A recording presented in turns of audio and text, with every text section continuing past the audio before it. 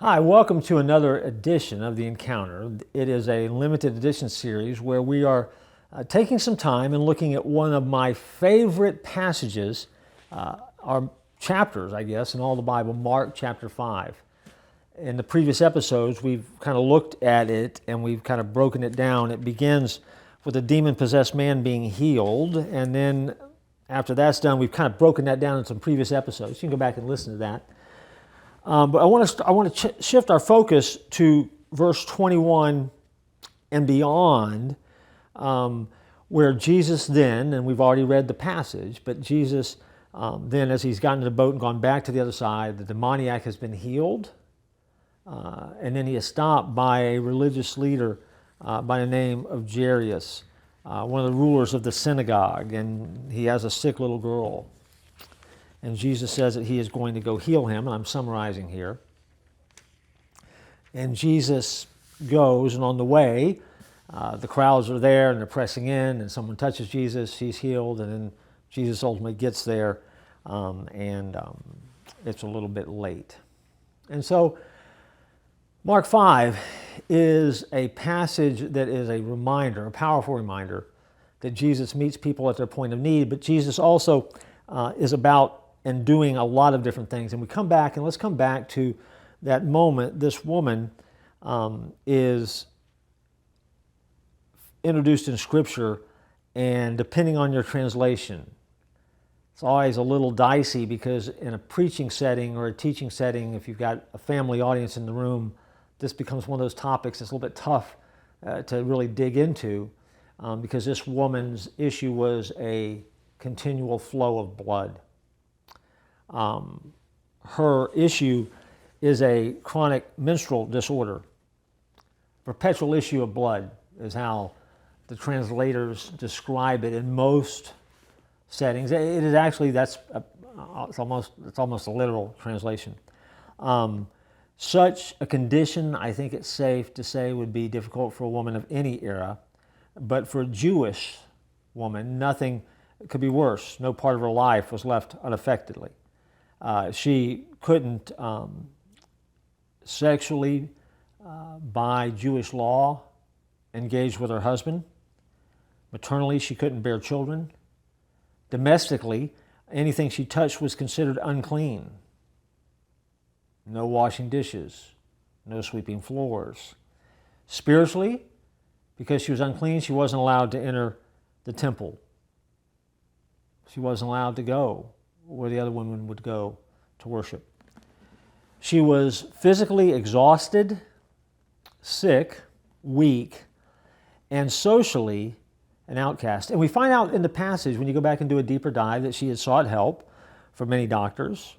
She was a bruised reed, as Scripture describes someone who is beat up. She is living in a physical body that is welcome nowhere, that no one wants. And she is literally down to her last prayer. And on the day we encounter her, she is about to pray it. Because if you kind of get with the flow of the passage here, by the time she gets to Jesus, he's surrounded by people, and he's on his way to help Jairus, the daughter of Jairus, one of the most important men in the community. What are the odds, she has to be thinking, that Jesus, this healer, prophet, some are saying Messiah, will interrupt an urgent mission with a high official to help her? Very few people would think he would stop. She doesn't think he would stop. But then she also does the math. What are the odds that she's going to survive if she doesn't take a chance? She decides to take a chance. It is a crazy, one more shot, let me do this thing that this woman is about to embark on. And her thinking is, if I can just touch his clothes, I'll be healed. Risky decision to touch him, because to get to him, she's going to have to touch people. If one of them recognizes her, it's going to be bad. But what other chance does she have to take? She has no money, no clout, probably no friends, no other solutions.